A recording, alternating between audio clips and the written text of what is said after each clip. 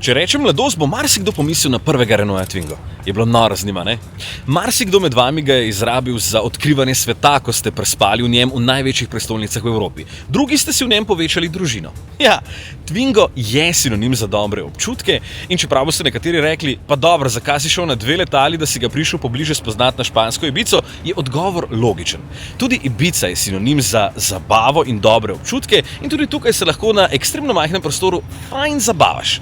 Dobro, res je, da večina klubov je zdaj zaprtih, ampak jaz se bom vseeno imel ekstremno noro, zato ker bom prvič peljal čist novi električni Renault Twingo.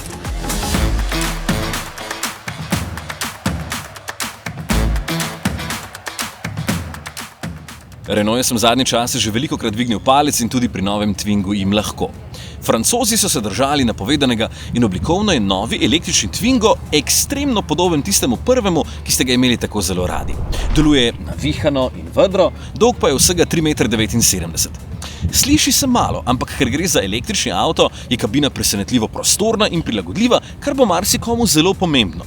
Tako boste lahko z njim tudi kje prespali, pa še v prtljažnik boste spravili od 360 do 260 litrov prtljage, odvisno kam boste postavili drugo klop.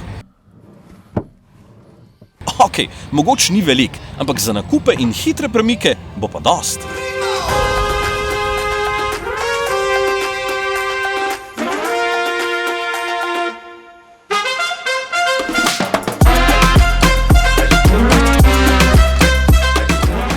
Električni Renault Twingo E-Tech Electric, kot se imenuje, seveda ni namenjen vožnjam do Pariza. Je bolj za mestno in primestno vožnjo.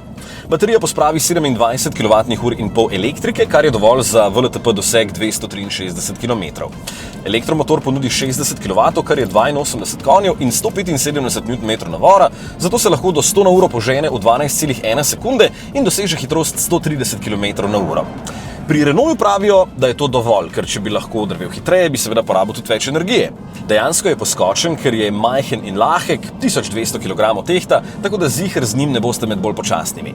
Zelo na topli Ibici, kjer je trenutno dobrih 18 stopinj, je poraba dobrih 12 kWh na 100 prevoženih kilometrov, ker sem bil malo bolj dinamičen med ovinki, drugače pa so kolegi dosegli dobrih 10, kar je dober rezultat. Vožnja je udobna, nagibanja ni preveč, tak dober občutek imaš, ko ga pelješ. Tudi krmiljenje je precej natančno za tak avto, se vidi, da so se potrudili, ampak več o tem v testu. Voziš lahko tudi samo z eno stopalko, kar aktiviraš preko teh obvolanskih ročic in potem seveda imaš na voljo 4 stopnje regeneracije. To pride tule na Ibici še precej prav, ker greš mal gor, mal dol, pač fajn je, da ne rabiš zavirati in še baterijo šparaš. Jaz sem jo porabil recimo četrt za 60 km. V osnovi se baterija polni z močjo 6,6 kW, torej je polna v dobrih 4 urah, ampak priporočam doplačilo za hitrejše polnjenje. Potem se polni z močjo 11 kW, se pravi bo polna v slabih 3 urah, pa še hitro polnjenje je potem na voljo. 50 kW preko enosmernega toka, se pravi od 10 do 80% v 30 minutah. Predvsem pa mi je všeč, da se ne počutiš utesnjenega. Avtomobili iz tega segmenta imajo to slabost, da si noter precej stišan, tule pa spredaj dva čisto normalno sedita, v končni fazi tudi zadaj, kjer je klop pomičen za 16 cm.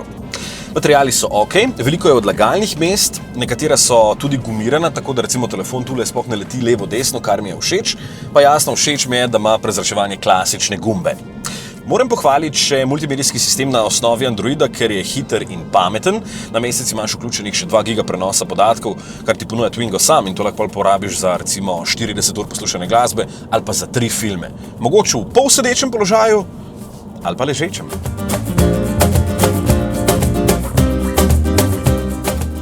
Kako bi lahko načeloma prespali v njem?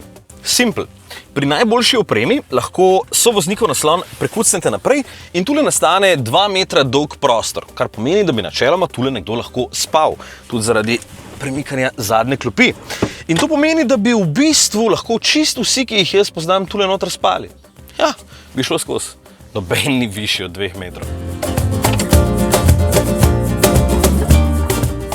Renault Twingo E-Tech Electric že v osnovi ponuja digitalne merilnike, velik zaslon na dotik, klimo, parkirne senzorje. Možnost vožnje za eno stopalko je sicer na voljo samo pri boljši opremi, hitrejše polnjenje pa je vedno treba doplačati.